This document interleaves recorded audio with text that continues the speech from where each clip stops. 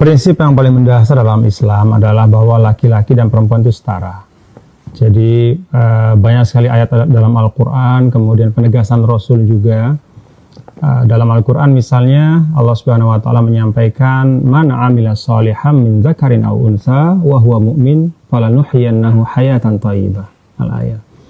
Siapa saja baik laki-laki maupun perempuan itu beramal saleh dan dalam keadaan dia beriman, maka kami akan hidupkan dia dengan kehidupan yang baik. Nah, kemudian banyak sekali panggilan atau imperatif ya, perintah ya kepada laki-laki dan perempuan dalam satu tarikan nafas ya. Misalnya ya ayyuhalladzina amanu kutiba alaikumusiyam, wahai orang-orang beriman. Ketika menyampaikan itu masuk di dalamnya laki-laki dan perempuan dalam satu teks. Nah, itu artinya kata para ulama bahwa memang laki-laki dan perempuan itu setara. Nah, kesetaraan ini tidak boleh dikurangi dalam hal apapun, ya, kecuali kalau ada penegasan, kalau ada penghususan. Nah, terkait dengan kepemimpinan perempuan, memang ada beberapa teks ya yang difahami oleh sebagian ulama sebagai restriksi ya, atau pembatasan kepada kaum perempuan untuk memimpin. Ya. Ini secara umum dulu. Di antaranya ada hadis la yufliha qaumun walau amrahum imra'ah. Jadi tidak akan sukses satu kelompok kalau mereka menjadikan perempuan menjadi pemimpin. Nah, hadis ini kalau kita lihat begitu saja mungkin bisa membawa kita kepada pengertian seperti yang difahami oleh sebagian ya masyarakat atau sebagian pandangan ya bahwa tidak boleh perempuan menjadi pemimpin. Tetapi kalau kita lihat konteksnya ya, itu kan disampaikan oleh Rasul ketika mendapatkan berita bahwa ketika seorang raja meninggal ya, kemudian diangkat anak perempuannya menjadi pemimpin.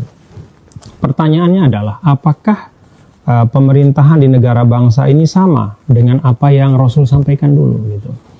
Nah, ternyata kalau kita lihat ada perbedaan yang sangat mendasar. Jadi kalau pada masa itu kepemimpinan itu absolut, dia tidak punya batasan apapun. Jadi pada diri seseorang itu kumpul semua kekuasaan, baik itu eksekutifnya, baik itu legislatifnya, yudikatifnya, semuanya apapun gitu. Jadi titah sang pemimpin adalah sabda yang tidak boleh dibantah. Tidak boleh ada oposisi, tidak boleh ada suara kritis, tidak boleh ada suara yang beda.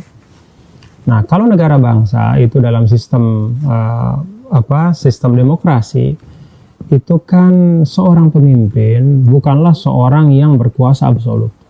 Katakanlah di Indonesia, presiden itu tidak bisa melakukan sewenang-wenang apapun yang dia mau, tapi dia terikat ya dengan katakanlah ada lembaga legislatif namanya DPR yang sama-sama lembaga tinggi negara.